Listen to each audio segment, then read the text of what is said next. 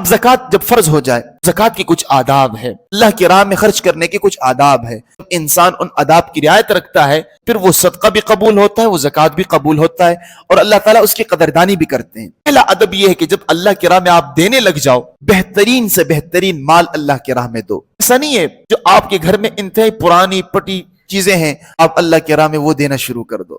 قرآن میں رب نے فرمایا لن تنالوا البر حتى تنفقوا مما تحبون. اس چیز سے تمہیں پیار ہے، محبت ہے، جب وہ چیز آپ جیب سے نکالو تو آپ کے دل میں تکلیف ہونے لگے، ایسی چیز اللہ کے راہ میں خرچ کرو.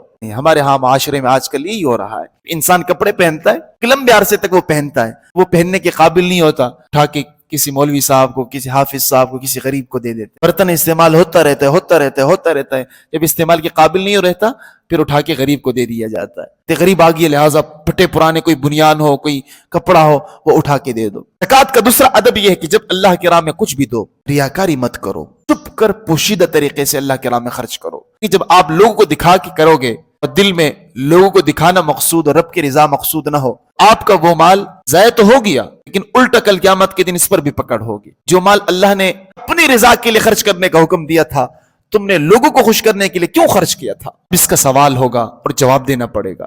اس لیے جو کچھ خرچ کرو اللہ کی رضا کے خاطر خرچ کرو، ریاکاری مقصود نہ ہو. اور زکات کا تیسرا ادب یہ ہے کہ زکات ہم کس کو دیں؟ میرے پاس زکات ہے، زکات کا مال ہے، مجھ پر زکات فرض ہے، اب زکات کس کو دوں؟ سب سے بہترین مصرف میں زکات خرچ کرو، بہترین لوگوں کو زکات دو. زکات کا بہترین مصرف، پہلا مصرف یہ کہ زکات کس کو دو گے؟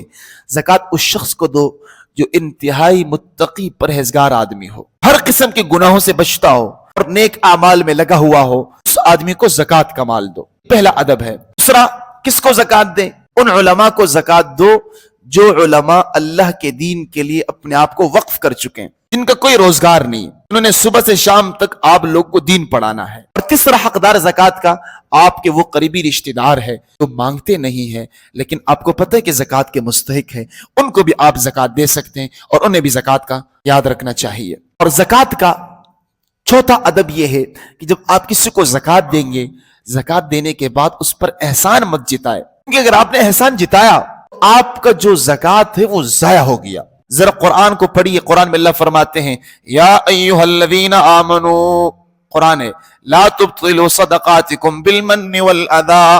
ایمان والو اپنے صدقات، اپنے خیرات احسان جتا کر، تکلیف دے کر ضائع مت کرو. آپ کو تو میں نے یہ دیا تھا، تو جب زکات دیا ہے تو صرف اللہ کی رضا کے خاطر، کوئی مقصود نہ ہو.